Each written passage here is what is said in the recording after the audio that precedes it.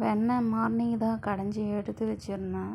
சரி சும்மா இருக்குமே, நெய் காய்ச்சலான்னு நெய் காய்ச்ச ஆரம்பித்தேன். நெய் காய்ச்சிருந்த பார்த்துட்டு நெய் மாவு தான் செய்கிறேன்னுட்டு என் பசங்க வந்து போனாங்க கிச்சனுக்கு.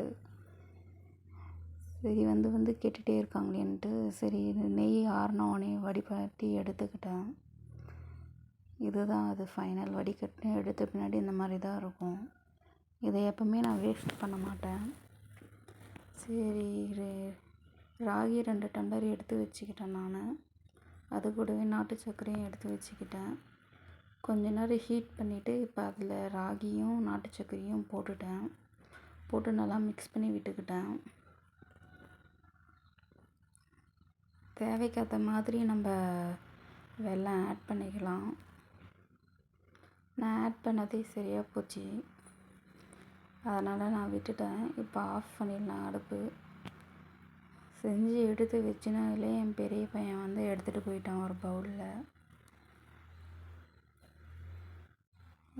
இப்போ சின்ன பையனும் வந்துட்டான். எனக்கும் வேணும்னு சூடாக இருக்குதுன்னு சொன்னால் கூட கேட்கல.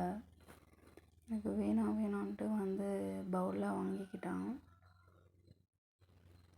எப்பவுமே நெய் காய்ச்சினா அந்த மாதிரி தான் நான் பண்ணி வைப்பேன். பசங்களும் நல்லா விரும்பி சாப்பிடுவாங்க. நீங்களும் இந்த மாதிரி பசங்களுக்கு பண்ணி கொடுங்க, சாப்பிடுவாங்க பசங்க. டேஸ்ட்டாகவும் இருக்கும். பாய்.